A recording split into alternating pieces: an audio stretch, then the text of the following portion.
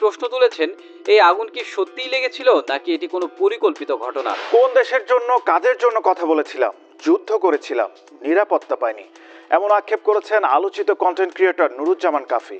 11 ফেব্রুয়ারি রাতে কাফির গ্রামের বাড়িতে আগুন লাগে। কাফি নিজেই অভিযোগ করেন আগুনটি জেনে বুঝেই লাগানো হয়েছে।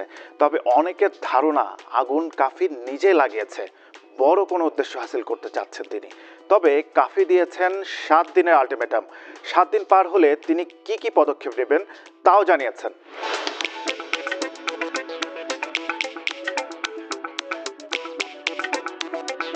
দেশের আলোচিত কন্টেন্ট ক্রিয়েটর নুরুজ্জামান কাফি তার বাড়িতে আগুন দেওয়ার অভিযোগ করেছেন।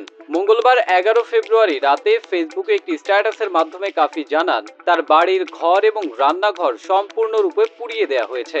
তিনি ক্ষোভ প্রকাশ করে লেখেন, কোন দেশের জন্য কাদের জন্য কথা বলেছিলাম, যুদ্ধ করেছিলাম কিন্তু নিরাপত্তা পাইনি। কাফি অভিযোগ করেন দুর্বৃত্তরা তার বাড়ির দরজাগুলো বাইরে থেকে বন্ধ করে আগুন লাগিয়েছে যাতে পরিবারের সদস্যরা বের হতে না পারে। কাফি এই হামলাকে একটি পরিকল্পিত নাশকতা হিসেবে উল্লেখ করেছেন। পরবর্তীতে কাফি আরও একটি পোস্টে সাংবাদিকদের কলাপাড়া থানায় আসার আমন্ত্রণ জানান এবং লেখেন, আমি এই দায়িত্বহীন সরকারকে এক বড় মেসেজ দেব।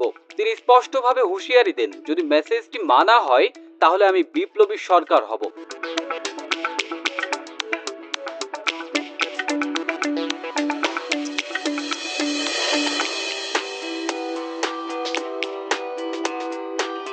কাফির প্রতিবেশী ও স্থানীয়রা জানিয়েছেন বাড়ির পেছনের ও সামনের দরজা বন্ধ করে দেয়া হয়েছিল এবং জানালায় ছিটকিনি লাগানো ছিল, যা থেকে ধারণা করা যায় যে এটি ছিল একটি পরিকল্পিত হামলা।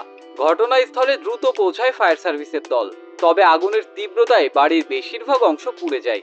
বাড়ির সবাই অক্ষত আছেন এবং কোনো হতাহতের ঘটনা ঘটেনি। কাফির বাবা মাওলানা ABM হাবিবুর রহমান অভিযোগ করেন, এটি ছিল তাদেরকে মেরে ফেলার উদ্দেশ্যে সন্ত্রাসীদের ঘটানো একটি ন্যাক্কারজনক ঘটনা।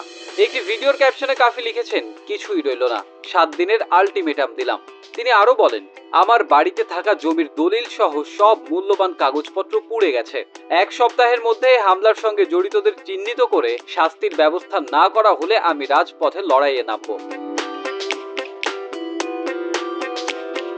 কাফির এমন দুর্বিষহ দিনেও তাকে শুনতে হয়েছে অনেক তিক্ত মন্তব্য। তার ফেসবুক পোস্টে অনেকেই তার বাড়িতে আগুন লাগানোর ঘটনাকে সন্দেহের চোখে দেখেছেন। কিছু মন্তব্যকারী প্রশ্ন তুলেছেন, এই আগুন কি সত্যিই লেগেছিল নাকি এটি কোনো পরিকল্পিত ঘটনা। এমনকি একজন মন্তব্য করেছেন, বাড়িটা আপনি নিজেই পুড়িয়ে দিয়েছেন, কিছু সিম্প্যাথি বা বড় উদ্দেশ্য হাসিল করতে। কিছু কমেন্টে আরো উল্লেখ করা হয়েছে, কাফি হয়তো উপদেষ্টা হওয়ার জন্য পরিকল্পনা করছেন, তাই এসব নাটক করছেন। নুরুজ্জামান কাফি 2019 সালে ভিডিও কন্টেন্ট তৈরি শুরু করেন এবং তার ভিডিওগুলোর মধ্যে হাস্যরসের মাধ্যমে দেশের বিভিন্ন সংকট, দুর্নীতি, অনিয়ম ইত্যাদি নিয়ে প্রতিবাদ করেন। কাফির এই প্রতিবাদী ভূমিকা তাকে সোশ্যাল মিডিয়াতে পরিচিতি এনে দিয়েছে। তবে তার কর্মসূচি বর্তমানে অনেকের আলোচনার কেন্দ্রবিন্দুতে রয়েছে।